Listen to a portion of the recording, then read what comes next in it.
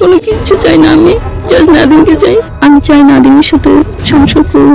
স্বামী মারা যাওয়ার পর পরকীয়া প্রেমে জড়িয়ে 2 সন্তান ফেলে স্ত্রীর স্বীকৃতি চেয়ে 22 বছর বয়সী নাদিম সর্দারের বাড়িতে অনশনে বসেছেন 43 বছর বয়সী মোহনা ইসলাম বিনা নামের এই নারী। নাদিমের জন্য আমি আমার জীবনের অনেক কিছু হারাই ফেলছি, অনেক কিছু যেটা আমি বলতে পারবো না। দীর্ঘদিন প্রেমের সম্পর্কের পর পরিবারের কাউকে না জানিয়ে প্রেমিক নাদিমকে বিয়ে করেছেন দাবি করে প্রমাণস্বরূপ কাবিননামা দেখিয়েছেন স্ত্রী দাবি করা এই নারী। রহস্যে মোড়ানো এমন ঘটনা ঘটেছে শরীয়তপুর পৌরসভার 6 নং ওয়ার্ডের হুগলি গ্রামের সর্দারের বাড়িতে। জানা গেছে 1 বছর আগে সামাজিক যোগাযোগ মাধ্যম ফেসবুকে হুগলি গ্রামের বিল্লাল সর্দারের ছেলে নাদিম সর্দারের সঙ্গে প্রেমের সম্পর্ক গড়ে ওঠে কুড়িগ্রাম জেলার কবিরাজপাড়া গ্রামের 42 বছর বয়সী মোহনা ইসলাম বিনার। এরপর চলতি বছরের 18 জানুয়ারি 2 সন্তানের জননী ওই নারীকে বিয়ে করেন নাদিম সর্দার। ফেসবুকে পরিচয়, ফেসবুকে তার সাথে আমার কথাবার্তা প্রথমে ফ্রেন্ডের মতোই হয়, তারপরে রিলেশন হয়। রিলেশনের পরে তখন আমরা একে অপরকে কখনো দেখিনি সামনাসামনি, জাস্ট ফোনেই দেখা। আর যেদিন আমরা বিয়ে করছি সেদিন তার সাথে আমার দেখা হয়েছে। বিয়ের পরে দুজনেই পরিবারকে জানালে এ সম্পর্ক মেনে না নেয় তাদের মধ্যে দূরত্ব সৃষ্টি হয় বলে জানান স্ত্রী দাবি করা মোহনা ইসলাম বিনা।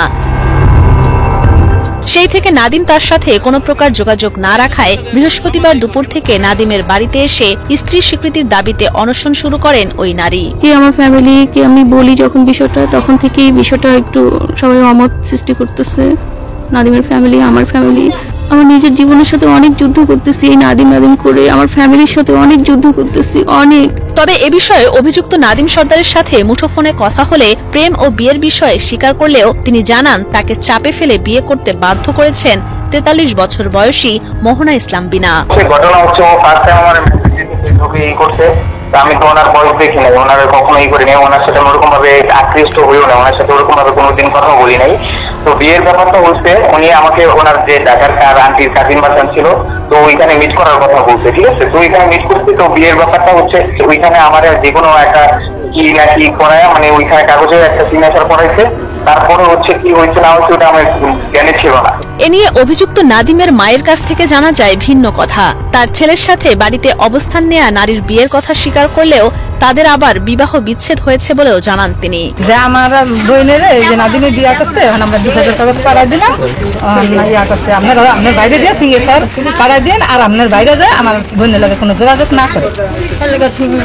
স্ত্রী দাবি করা এই নারী নাদিম সর্দারের বাড়িতে অনশন করায় এলাকাবাসীর মনে সৃষ্টি হয়েছে নানান প্রশ্ন।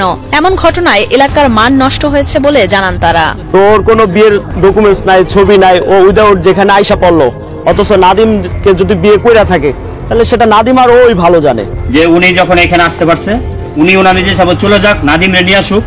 হ্যাঁ, নাদিমরে নিয়ে আসলে এরপর আমরা সামাজিকভাবে একটা পয়সা যা করে আমরা করে নিব।